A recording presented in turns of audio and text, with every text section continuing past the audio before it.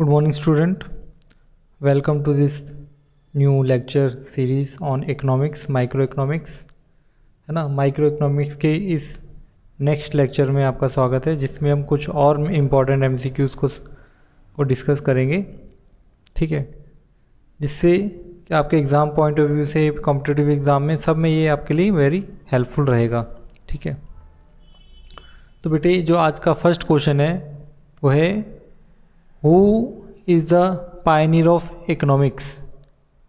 Robins, Marshall, Keynes और Adam Smith. बेटे सारे के सारे ही एक से बढ़ के एक दिग्गज हैं, लेकिन यहाँ पे एडम स्मिथ जो है ऑप्शन सही ऑप्शन हो जाएगा, क्योंकि एडम स्मिथ को हम फादर ऑफ इकोनॉमिक्स भी कहते हैं, FATH, फादर ऑफ इकोनॉमिक्स, ठीक है। तो ये क्वेश्चन दूसरी तरीके से पूछा जा सकता है कि फादर ऑफ इकोनॉमिक्स कौन है, तो आपका आंसर क्या होगा, एडम स्मिथ। नेक्स्ट क्वेश्चन की तरफ, कि elasticity of the demand for the basic necessity is more than elastic, less than elastic, perfect and all. तो बेटे ऑल तो हो ही नहीं सकता है ना। हमने सीखा है कि ED जो होता है, elasticity of demand, price elasticity of demand कितने तरीके की होती है, या तो एक से ज़्यादा होगी, या तो ED एक से कम होगी, ED या तो एक के बराबर होगी, ED या तो 0 के बराबर होगी, ठीक है, ED या तो इन्फिनिटी होगी। तो ये 5 केस बन सकते हैं, 1 2 3 4 5। तो बेटी जब भी इलास्टिसिटी एक से ज़्यादा होती है, इट मीन्स यहाँ पे प्राइस में चेंज होने का बहुत ज़्यादा डिमांड के ऊपर इफ़ेक्ट पड़ता है। ये लग्जरी चीज़ों के लिए होती है, ठीक है। जो बेसिक चीज़ें होती हैं उनके लिए क्या होगा, उनके लिए होगा लेस देन। नेसेसरी जो होंगी वो होंगी हमारे पास इक्वल टू 1। और कुछ ऐसी चीज़ें होती हैं जिनका डिमांड के ऊपर प्राइस के चेंज होने पे किसी कमोडिटी के डिमांड पे कोई भी फ़र्क नहीं पड़ता, वो क्या होता है, 0। और जहाँ पे हल्का सा भी चेंज अगर आता है और वहाँ पे डिमांड बहुत ज़्यादा चेंज हो जाती है, तो उसे कहते हैं ED इक्वल्स टू इन्फिनिटी। अगर हम इसका डायग्राम देखें तो डायग्राम कैसे होगा, कुछ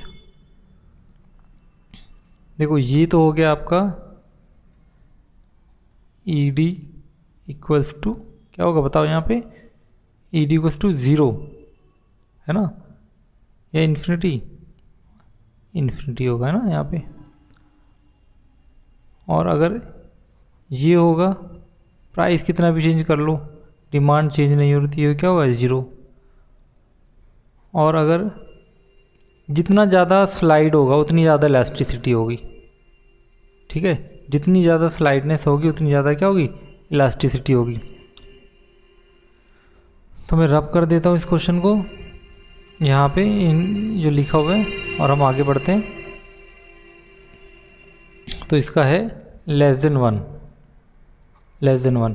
बेसिक नेसेसिटीज़ जो भी चीज़ें होती हैं उनकी जो डिमांड प्राइस डिमांड इलास्टिसिटी क्या होती है, एक से कम होती है, ठीक है। अगर यहाँ पे लग्जरी होती तो यहाँ पे एक से ज़्यादा होती।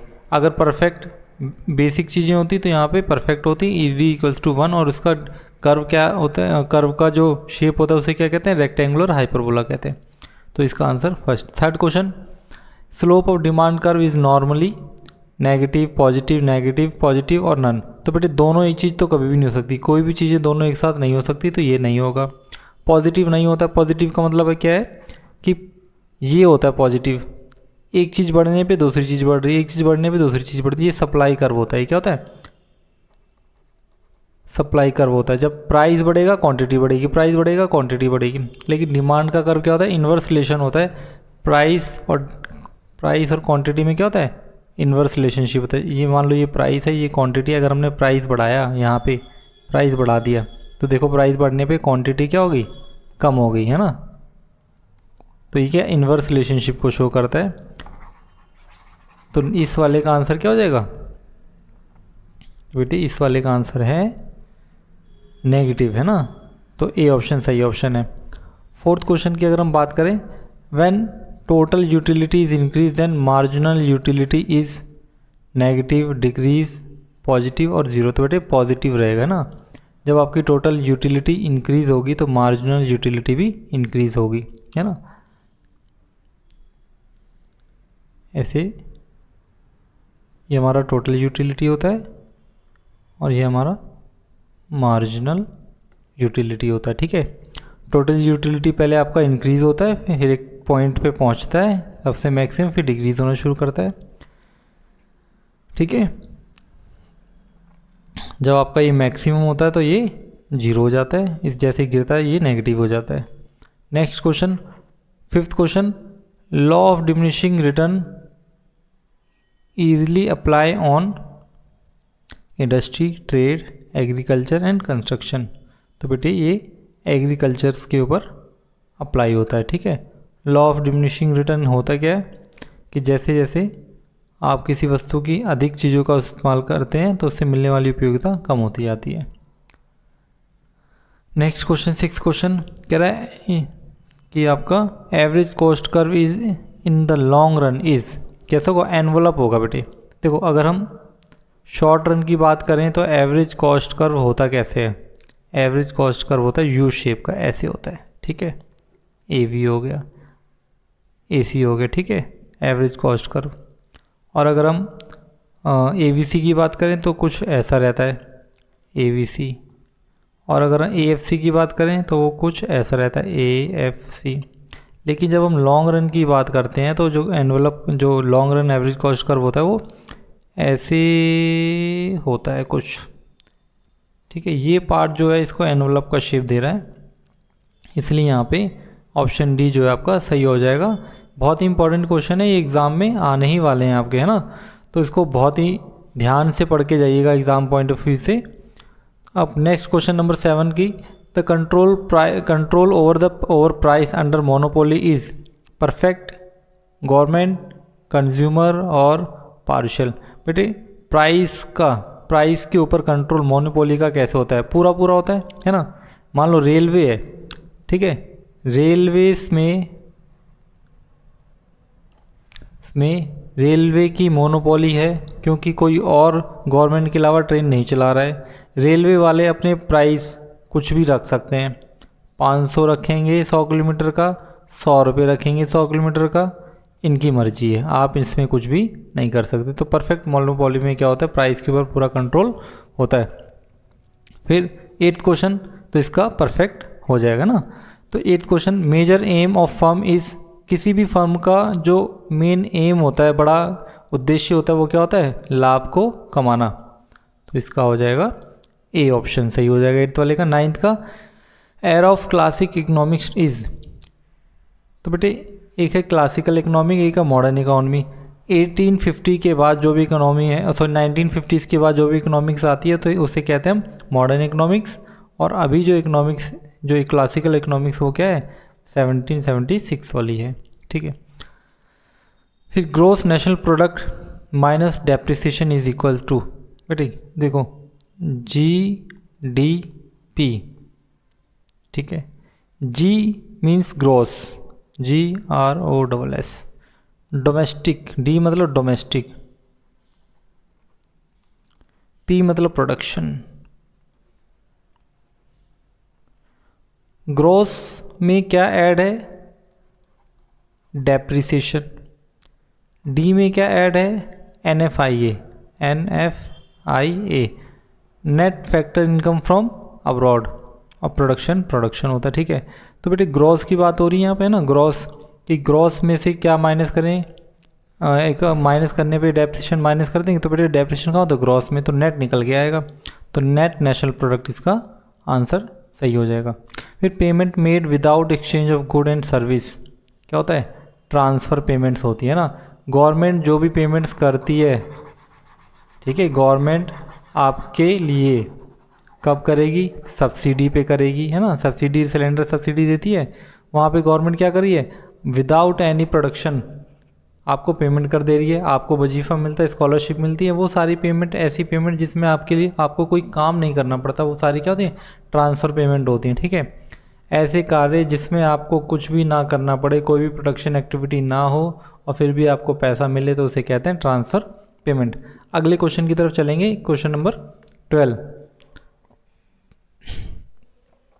क्वेश्चन नंबर 12 कह रहा है in which phase of trade cycle crimes are more, कब क्राइम्स रेट बढ़ते हैं ना।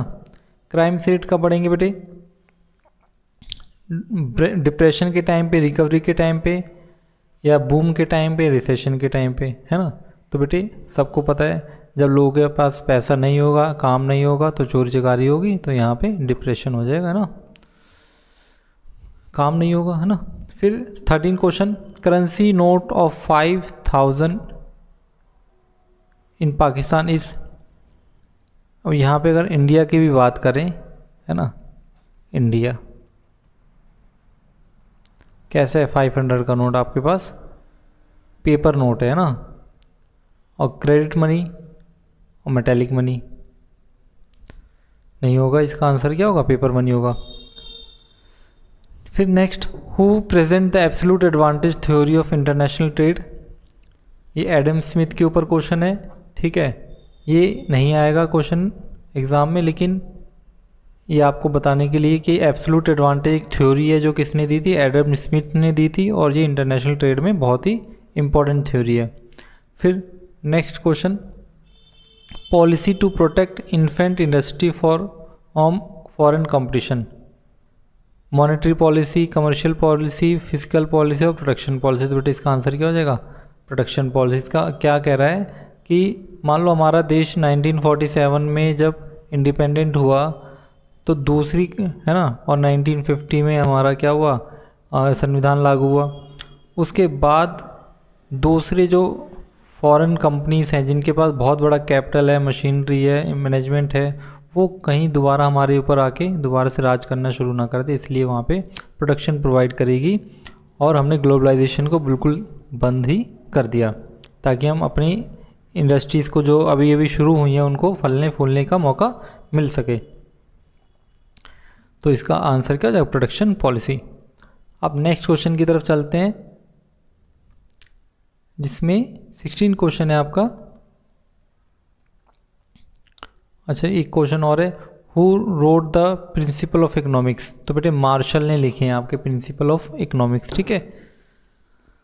तो ये क्वेश्चन भी इंपॉर्टेंट क्वेश्चन है। फिर नेक्स्ट क्वेश्चन आता है, who criticise the Marshall definition of economics. तो किसने करी है, रॉबिन्स ने की है, ठीक है बेटे। फिर 17 क्वेश्चन की तरफ आते हैं, which economics presented cardinal utility theory, cardinal utility theory. बेटे दो तरीके की थ्योरी है, एक है ऑर्डिनल और एक है कार्डिनल, ठीक है। एक ऑर्डिनल, कार्डिनल। ऑर्डिनल थ्योरी कहते हैं कि आप जो यूटिलिटी है उसको प्रेफरेंस दे सकते हैं। मान लो एप्पल को आपने, और आपके पास है मैंगो, ठीक है, तो इसको रखा आपने 1 पे, इसको रखा आपने 2 पे। ये ऑर्डिनल, ऑर्डर में रखना, जो भी चीज़ें आपको पसंद है आप उसको क्या कर रहे हैं, ऑर्डर दे रहे हैं। और कार्डिनल यूटिलिटी क्या कहती है, आपको चॉकलेट, और ये मान लो वाटर है, ये चॉकलेट है, और ये मान लो आपके पास एप्पल है, ठीक है। अब इसमें से आप कह रहे हो इससे तो मुझे मिली 5 यूटिलिटी, यूटिलिटी को बेटे किस में नापते हैं, यूटिल्स में नापते हैं, ठीक है। और इससे मिली आपको 8 यूटिल, और इससे मिली आपको 6 यूटिल, ठीक है। तो यूटिलिटी को किस में नापते हैं, यहाँ से एक अच्छा क्वेश्चन निकल गया है कि यूटिलिटी को किस में नापते हैं, यूटिल्स में नापते हैं। तो कार्डिनल यूटिलिटी क्या कहती है कि आप अपनी यूटिलिटी को यूटिल्स में नाप सकते हैं कि किसी वस्तु से हमें 5 मिल रही, किसी से 8, किसी से 6। लेकिन ऑर्डिनल यूटिलिटी कहता है कि आप ऐसे एक क्वान्टिफाई नहीं कर सकते, आप उसको रैंक दे सकते हो कि मुझे पहले नंबर पे वाटर पसंद है, दूसरे नंबर पे जूस पसंद है, तीसरे नंबर पे मुझे एप्पल पसंद है, ठीक है। तो किसने बताया ये यूटिलिटी, कार्डिनल यूटिलिटी किसने प्रेजेंट की है, मार्शल ने प्रेजेंट किया है, ठीक है।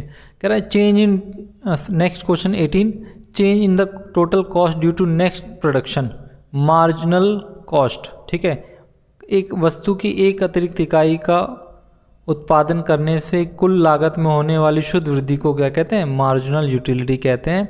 अगर आप टोटल प्रोडक्शन में चेंज ला रहे हैं, एक एक्स्ट्रा प्रोडक्शन कर रहे हैं, उससे जो टोटल प्रोडक्शन में चेंज आता है टोटल कॉस्ट में, उसे क्या कहते हैं, मार्जिनल कॉस्ट कहते हैं। फिर 19 question, marginal return according to the law of diminishing return क्या होता है, मार्जिनल रिटर्न डिक्रीजिंग होते हैं ना, डिक्रीज होते हैं। फिर 20 consumer good are use by consumer directly, है ना। Next question, question number 21, elasticity of demand for industrial goods क्या होते हैं, मोर देन इलास्टिक। जितने ज़्यादा लोगों के पास पैसा होगा उतना ज़्यादा वो चीज़ों का मांग करनी शुरू कर देते हैं, इसलिए मोर इलास्टिक। फिर 22 question, who introduce the unity method for the elasticity of demand, बेटे किसने किया है, मार्शल ने किया है ना। एडम स्मिथ कौन थे, Adam Smith father of economics से, इन्होंने एब्सोल्यूट एडवांटेज थ्योरी दी थी इंटरनेशनल में, है ना, इंटरनेशनल बिजनेस में। फिर 23 question, annual average income of the population of a country is called per capita income, ठीक है। अगर हम प्रति व्यक्ति आय एक साल में निकालें तो उससे क्या कहते हैं, पर कैपिटा इनकम कहते हैं। फिर 24 क्वेश्चन कि burden of tax can not be transfer to any other, कोई भी ऐसा कर जिसको हम दूसरे के ऊपर डाल नहीं सकते, ट्रांसफ़र नहीं कर सकते, उसे क्या कहते हैं, डायरेक्ट टैक्स कहते हैं। डायरेक्ट टैक्स होता क्या है, जिसकी लायबिलिटी, ठीक है, उसी व्यक्ति पे पड़े जिस पे वो लगाया गया हो। Burden and liability impose on the same person, then it is called direct, ठीक है। और अगर लायबिलिटी और उसका इम्पोजिशन अगर दो अलग अलग व्यक्ति ऊपर पड़ता है तो उसे क्या कहते हैं, इनडायरेक्ट टैक्स। तो 24 का सी ऑप्शन सही हो जाएगा। 25th क्वेश्चन की बात करें, problem in barter system. Barter system क्या होता है, वस्तु विनिमय प्रणाली होती है, मतलब एक वस्तु के बदले दूसरे वस्तु को लेना देना। तो इसमें प्रॉब्लम क्या थी, surplus good, language problem, shortage of good, या lack of double coincidence. Lack of double coincidence, double coincidence मतलब आपको एक ऐसे व्यक्ति को ढूंढना है जिसको उसी वस्तु की ज़रूरत है जो आपके पास है ना। तो ये है लैक ऑफ डबल कोइंसिडेंस। फिर 26 क्वेश्चन कह रहा है, price in deflation. Deflation, inflation का मतलब महंगाई बढ़ना, डिफ्लेशन का मतलब महंगाई घटना। तो महंगाई जब घटेगी तो क्या होगा, प्राइस क्या होगा, कम होगा, कीमतें कम होंगी तो फॉल होगा, ठीक है। 27th question, buy goods and service from other countries. क्या होता है, अगर दूसरे देश से अगर हम कोई वस्तु को खरीद रहे हैं तो उसे कहते हैं इम्पोर्ट। अगर हम दूसरे देश को बेच रहे हैं, मान लो इंडिया है और ये यूएसए है, अगर यूएसए से कोई चीज़ आ रही है तो इसे कहेंगे इम्पोर्ट, और इंडिया से कोई चीज़ यूएसए जा रही तो इसे कहेंगे एक्सपोर्ट, ठीक है। 28th question, economy suffer from backwardness. अगर कोई बहुत ही पुराने ज़माने की टेक्निक यूज़ हो रही, मशीनरी यूज़ हो रही, तो वहाँ पे क्या आएगा, डिप्रेशन आएगा। Rate of tax is constant proportionate, ठीक है। फिर next, when the principle of economics was wrote, तो बेटा इसका आंसर है 1890।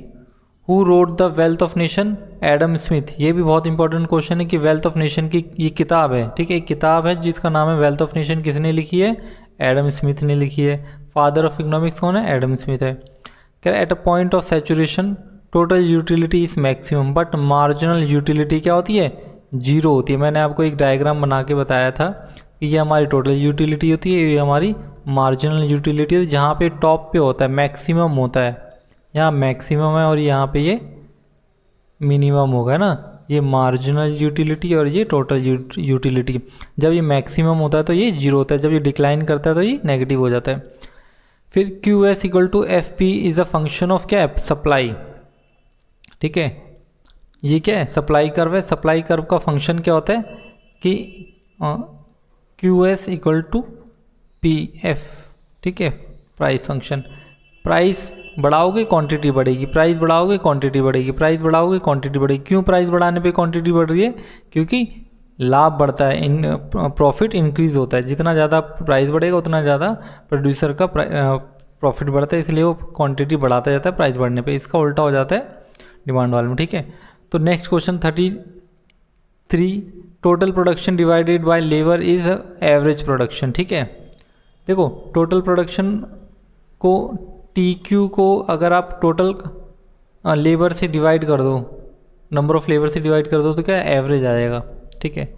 और अगर यहाँ पे एक नेट यूनिट इंक्रीज करने की बात करते तो मार्जिनल बन जाता है ना। फिर 34 question, consumer aim for utility is maximum. कोई भी व्यक्ति अपनी कंज्यूमर क्या करना चाहेगा, अपनी यूटिलिटी को मैक्सिमम करना चाहता है। कह रहा है elasticity of demand in the short run is less होता है, ठीक है, शॉर्ट रन में वो लेस होती है। एवरेज फिक्स कॉस्ट क्या होता है, हमेशा गिरती है। हमेशा क्यों गिरती है, सपोज आपने 100 रुपये की कोई चीज़ बनाई, 10 यूनिट 100 रुपये के बनाए, ठीक है, फिक्स कॉस्ट हमेशा फिक्स रहती है। आप चाहे 1000 यूनिट भी बनाओगे तो भी वो 100 रुपये रहेगा, आप 1,00,000 यूनिट बनाओगे तो भी वो 100 रुपये ही रहेगा फिक्स कॉस्ट। इसलिए जो आपका फिक्स कॉस्ट कर्व होता है हमेशा डाउनवर्ड होता है ना, लेकिन ये कभी भी एक्स एक्सिस को टच नहीं करता, इसलिए इसको रेक्टेंगुलर हाइपरबोला भी कहते हैं, ठीक है। Average fix cost curve shape की अगर बात करें तो कैसा होता है, रेक्टेंगुलर हाइपरबोला होता है, ठीक है। Burden of tax can not be transfer to another person, क्या हो जाएगा इसका आंसर, डायरेक्ट टैक्स। अगर आपके ऊपर कोई टैक्स लगाया गया है, ऐसा टैक्स जो आपके ऊपर लगाया गया और आप उसका बर्डन किसी और के ऊपर ट्रांसफ़र नहीं कर पा रहे हैं तो इसे कहते हैं आप direct tax. Of which of type of cost is not face in the long run, तो फिक्स कॉस्ट और वेरिएबल कॉस्ट में डिफरेंस ख़त्म हो जाता है। जो भी ये डिफरेंस होता है कॉस्ट, फिक्स कॉस्ट और वेरिएबल कॉस्ट हम जब निकालते हैं किस लिए होता है, शॉर्ट रन में होता है। फिक्स कॉस्ट जो, ठीक है, देखो एक शॉर्ट रन होता है, शॉर्ट रन में आपको दो तरीके की कॉस्ट मिलेगी, एक होगी फिक्स, एक होगी वेरिएबल, ठीक है। एक होता है लॉन्ग रन। लॉन्ग रन में क्या होगा, कोई भी कॉस्ट का बाइफ्रिक्शन नहीं होता है, सारी की सारी कॉस्टें वेरिएबल हो जाती हैं, ठीक है। तो शॉर्ट रन में दो तरीके की कॉस्ट होती है, फिक्स्ड और वेरिएबल, लेकिन लॉन्ग रन में कोई भी कॉस्ट फिक्स या वेरिएबल नहीं होती, सारी की सारी वेरिएबल होती हैं। Next question, no close substitute for the product, vegetable market, grain market, perfect competition और मोनोपोली। मोनोपोली में कोई भी क्लोज सब्स्टिट्यूट नहीं होता है। सपोज रेलवे है, रेलवे का कोई भी क्लोज सब्स्टिट्यूट नहीं है, ठीक है। फिर next question 41, sell good and service to another country, export सही हो जाएगा। रेट ऑफ उशर ऑन मिनरल इज 20%, ये आपके काम का नहीं है, ये आपके काम का नहीं है। Who introduce the economy as a science, Robbins ने बताया कि जो इकोनॉमिक्स होती है वो साइंस की जैसे होती है। Slope of marginal utility curve is क्या होता है, नेगेटिव होता है। इसका कर्व ऐसे भी बन सकता है, ठीक है, जहाँ ये टॉप पे होगा यहाँ पे न्यूम पे ऐसे बनता है, टोटल यूटिलिटी TU और ये MU, इसलिए नेगेटिव बोल सकते हैं। When price decreases the demand increases, है ना। क्यों ऐसा हो रहा है, क्योंकि डिमांड कर्व, ये डिमांड कर्व है, ठीक है, DD डिमांड कर्व है, प्राइस बढ़ेगा तो क्वांटिटी बढ़ेगी, गलत हो गया ना। इन्वर्स रिलेशनशिप होता है, आपको ध्यान में आना चाहिए कि डिमांड का कर्व क्या होता है, इन्वर्स रिलेशनशिप होता है, ऐसे बनेगा, प्राइस क्वांटिटी, ठीक है। अब प्राइस बढ़ा, क्वांटिटी कम हो गई, प्राइस घटा, क्वांटिटी बढ़ गई, तो इसमें इन्वर्स रिलेशनशिप होता है। तो जब प्राइस कम होगा तो इसकी डिमांड इंक्रीज हो जाएगी। 46 question, when marginal utility is 0 then the total utility is maximum, अभी मैंने आपको बताया। Next question 47, average revenue, marginal revenue and price are equal in perfect competition. क्यों, देखो ऐसे ये रहा यहाँ पे, ठीक है, AR और MR इक्वल्स टू प्राइस होता है, ठीक है, ये आपकी कॉस्ट कर्व होता है, ठीक है। फिर next question number 48, the other name of law of increasing return is law of diminishing cost. Number of firm in monopoly is, एक मोनोपोली में एक होता है, जैसे रेलवे में एक है। Control over price under perfect competition, no control, है ना। प्राइस के ऊपर परफेक्ट कंपटीशन में कोई भी कंट्रोल नहीं होता है। Period for national income is 1 year, एक आपकी जो नेशनल इनकम है वो कब नापी जाती है, 1 साल के अंदर में नापी जाती है ना। Private income means personal income, personal disposable income. Level of living due to increase in national income increase, जैसे जैसे नेशनल इनकम बढ़ेगी तो लेवल ऑफ लिविंग स्टैंडर्ड बढ़ता जाता है। There is a positive relationship between price and quantity of money, इसी क्या कहते हैं, क्वांटिटी थ्योरी ऑफ मनी। ये आपके कुछ इंटरनेशनल क्वेश्चन आ गए। वेल्थ ऑफ नेशन, तो अभी मैंने बताया वेल्थ ऑफ नेशन किसने लिखी है, एडम स्मिथ ने लिखी है ना। Who describe the principle of taxation, Adam Smith. Adam Smith के ऊपर बहुत सारे क्वेश्चन आ रहे हैं। स्लोप ऑफ डिमांड कर्व क्या होता है, नेगेटिव होता है। कैसा, अभी मैंने बताया ये नेगेटिव होता है ना, प्राइस और क्वांटिटी, प्राइस बढ़ा क्वांटिटी कम हुई, प्राइस घटा क्वांटिटी बढ़ गई। फिर when marginal utility is zero, total utility is maximum. Average revenue is equal to price, अभी मैंने बताया ये आपका प्राइस भी होता है, एमआर भी होता है और एआर भी होता है। और ये होता कब है, परफेक्ट कंपटीशन में होता है ना, परफेक्ट कंपटीशन, परफेक्ट कंपटीशन में होता है। फिर what is another name of law, अभी ये बताया, law of diminishing return, increasing cost. Number of firm in monopoly is 1। Factor of production are, कितने होते हैं फैक्टर ऑफ प्रोडक्शन, 4 होते हैं। लैंड, लेबर, कैपिटल एंड, देखो लैंड होता है, लेबर होता है, लैंड, लेबर, कैपिटल और एक कौन होगा, एंटरप्रेन्योर, एंटरप्रेन्योर, ठीक है। तो 4 फैक्टर प्रोडक्शन होते हैं, land, labour and entrepreneur. Time duration of national income is 1 year. Personal income is private income. Living standard due to increase in national income increasing. Price in inflation increase, inflation में क्या होता है, price बढ़ते हैं। Phase of trade cycles are, sorry skip हो गए क्वेश्चन। Problem of scarcity and choice is called economic problem. ये इंपॉर्टेंट क्वेश्चन है कि problem of scarcity and choice क्या होता है, क्यों होती है ये प्रॉब्लम, क्योंकि हमारे पास जो संसाधन है वो सीमित है और उनके वैकल्पिक उपयोग है ना। ये प्रॉब्लम किसकी है, इकोनॉमी की प्रॉब्लम है। क्यों प्रॉब्लम है, क्योंकि हमारे पास संसाधन क्या है, सीमित है। Factor product